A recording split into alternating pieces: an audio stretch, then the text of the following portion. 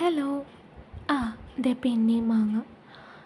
ഒരുപാട് മാങ്ങ നമുക്കിപ്പോൾ വന്നുകൊണ്ടിരിക്കുകയല്ലേ.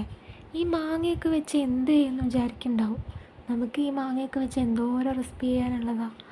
ഇന്നെന്തായാലും ഒരു സിമ്പിളായിട്ടുള്ള ഒരു ഫ്രൂട്ട് കസ്റ്റേർഡ് ചെയ്യാം. നമുക്ക് ഇഷ്ടമുള്ള ഫ്രൂട്ട്സ് ഇട്ടിട്ട് ഫ്രൂട്ട് കസ്റ്റേർഡ് ഉണ്ടാക്കാം വിത്തൗട്ട് ഐസ്ക്രീം. അപ്പം അതിന് വേണ്ടി ഞാനൊരു നോൺ സ്റ്റിക്ക് പാത്രം അടുപ്പത്ത് വെച്ചു. അതിലേക്ക് 1/2 ലിറ്റർ പാലും അതോടൊപ്പം ഒരു 5 ടേബിൾ സ്പൂൺ പഞ്ചസാരയും ചേർത്ത് തിളപ്പിക്കാൻ പോവുകയാണ്. നിങ്ങൾക്ക് ഇഷ്ടമുള്ള അത്ര മധുരം കൂട്ടിയോ കുറച്ചോ ചെയ്യാവുന്നതാണ്. അപ്പോൾ നമ്മൾ ഈ പാല് നന്നായിട്ടൊന്ന് തിളച്ച് വന്നു കഴിഞ്ഞാൽ ലോ ഫ്ലെയിമിലേക്ക് ആക്കുക. എന്നിട്ട് 1 ടേബിൾ സ്പൂൺ കസ്റ്റേർഡ് പൗഡറിലേക്ക് ഈ തിളച്ച പാലിൽ നിന്ന് കുറച്ച് പാലെടുത്തിട്ട് നന്നായിട്ടൊന്ന് മിക്സ് ചെയ്തെടുക്കുക. മിക്സ് ചെയ്യുമ്പോൾ ഒട്ടും കട്ടകളില്ലാതെ മിക്സ് ചെയ്യാൻ പ്രത്യേകം ശ്രദ്ധിക്കണം. കട്ടകളുണ്ടെങ്കിൽ നമ്മുടെ ഫ്രൂട്ട് കസ്റ്റേർഡ് ഒട്ടും സ്മൂത്തായിരിക്കില്ല. അതിനകത്ത് ഇങ്ങനെ കട്ടകളിങ്ങനെ കിടക്കും, അതൊട്ട് അലിയേയില്ല. അപ്പോൾ ഇത് നന്നായി മിക്സാക്കിയിട്ട് നമ്മൾ ഈ തിളപ്പിച്ച് വെച്ച പാലിലേക്ക് ചേർത്ത് കൊടുക്കണം.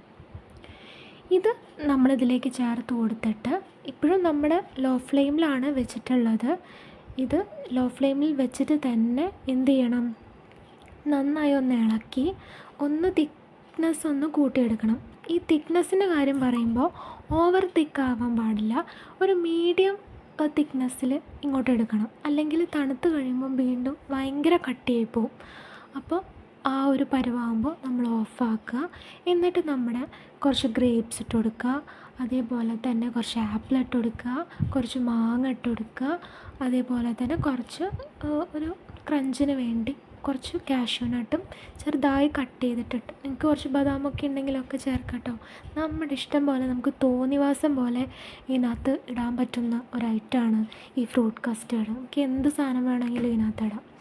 അപ്പോൾ നമ്മുടെ ടേസ്റ്റി ആയിട്ടുള്ള സിമ്പിളായിട്ടുള്ള ഒരു സാധനമാണ് ഈ ഫ്രൂട്ട് കസ്റ്റേർഡ് നമ്മളിവിടെ തയ്യാറാക്കിയിട്ടുണ്ട്.